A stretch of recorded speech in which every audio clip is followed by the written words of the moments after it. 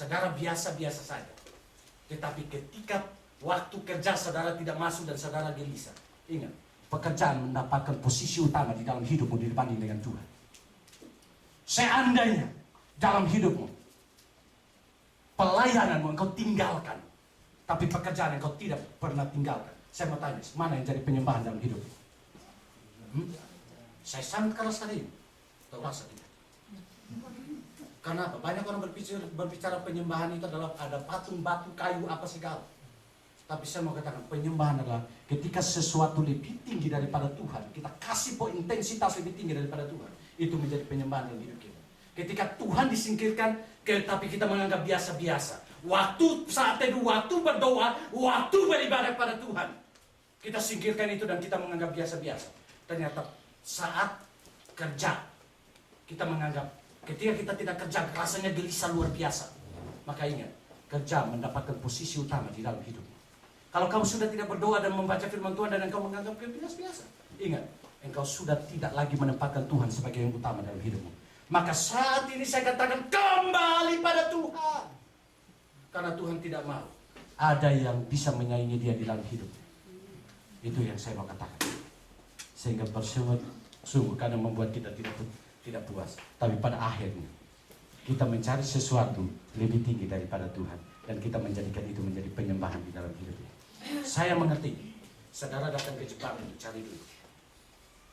Tetapi satu hal yang saya rindukan sebagai gembala di tempat ini, jangan sampai duit posisinya lebih tinggi daripada Tuhan. Hanya gara-gara duit saudara tidak taat sama Tuhan. Hanya gara-gara duit saudara buang Tuhan. Hanya gara-gara duit saudara tidak beribadah pada Tuhan. Maka duit lebih tinggi daripada Tuhan sendiri. Saya harus berbicara tentang bagian ini. Kenapa? Banyak orang melalaikan pelayanan hanya untuk sesuatu yang bagi mereka itu penting. Padahal pelayanan bagi saya itu penting. Dan saya percaya bagi saudara juga penting. Karena kita bukan melayani manusia, tapi kita melayani Tuhan. Sehingga siapapun saudara, ketika engkau singkirkan Tuhan dalam hidupmu dan engkau menganggap itu biasa-biasa, saya mengatakan ada penyembahan lain yang sudah engkau taruh dalam hidup. Tuhan sangat jijik dengan hal ini. Karena Tuhan katakan, aku Allah yang cemburu. Dia pakai di situ jealous. Kenapa? Karena kamu milik saya, maka aku cemburu kepada engkau karena engkau sudah menduakan aku di dalam hidup. Maka perselingkuhan dalam perjanjian lama bukan bicara perselingkuhan secara biologis, tetapi juga berbicara tentang perselingkuhan secara rohani. Karena Tuhan mulai disingkirkan. Sekuat apapun iman saudara, tapi kalau sesuatu lebih tinggi saudara tempatkan daripada Tuhan, saya mau katakan, engkau telah mensingkirkan Tuhan di dalam hidup. Engkau boleh berkata berbagai macam aturan dan lain sebagainya, tapi ketika bagian pelayanan engkau singkirkan dan engkau kasih untuk orang lain, kemudian engkau mengutamakan yang lain, maka Tuhan sangat sedih ketika menatap engkau dari atas. Bisa memahami? Saya katakan ini dengan kesedihan hati saya, karena saya tidak mau supaya saudara setia datang ke gereja, hari Minggu saudara melayani, ternyata Tuhan tidak ada di dalam hidup saudara. Saudara ingat Paulus, sebelum dia percaya kepada Tuhan Yesus, dia giat melayani bukan? Bahkan pelayanannya kejar orang-orang Kristen untuk bunuh. Ini kan pelayanan. Tetapi ketika Tuhan tangkap dia di Damsyik, Tuhan katakan, hei Paulus, kenapa engkau menganiaya? Bingung dia. Lah, bukankah selama ini saya melayani engkau? Loh, kenapa kau aniaya aku? Kelihatannya aktif Paulus bukan? Tapi Tuhan katakan, kenapa engkau aniaya aku, Saulus? Saulus mulai tanya, siapakah engkau? Tuhan katakan, aku Yesus yang engkau aniaya. Saudara mengerti ini? Akhirnya dia rebah. Kemudian akhirnya dibangkit kembali dengan satu pola pemahaman yang baru. Selama ini ternyata dia bukan melayani Tuhan. Dia hidup dalam ambisi dan agama yang salah. Tuhan bawa dia kembali dalam satu pemahaman yang baru. Ini saudaraku, mari kita belajar hari ini. mulai belajar tidak bersungut-sungut dalam hidup ini, tapi belajar mengucap syukur. Karena bersungut-sungut akan membuat kita tidak puas, betul? Bersungut-sungut dan tidak puas itu akan membawa kita akhirnya mengejar apa yang kita kejar pikir itu baik. Ternyata akhirnya kita menyingkirkan Tuhan di dalam hidup kita. Bukankah itu kejijikan di hadapan Tuhan? Maka saudara, bukan berarti saya katakan tidak boleh kerja. Tidak, saudara harus kerja. Karena Alkitab katakan kalau saudara tidak kerja, saudara tidak boleh makan. Berarti Alkitab sangat menjunjung nama kerja. Tetapi tanda kutip ya, yang ada di situ, jangan sampai kerja, uang dan lain sebagainya lebih prioritas utama daripada Tuhan. Kalau saudara punya komitmen pelayanan, komitmen sungguh-sungguh. Betul? Saudara mau setia sama Tuhan, setia sungguh-sungguh. Seringkali saya katakan, kalau ikut Tuhan, ikut sungguh-sungguh. Kalau tidak ikut Tuhan, keluar. Tuhan tidak butuh saudara. Saudara yang butuh Tuhan.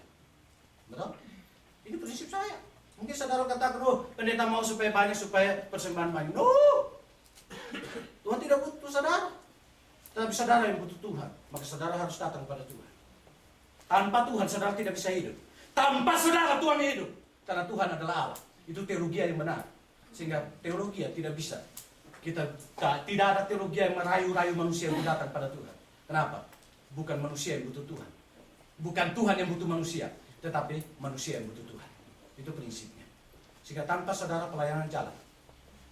Tanpa saudara pun, pelayanan didirikan oleh Tuhan tetap jalan.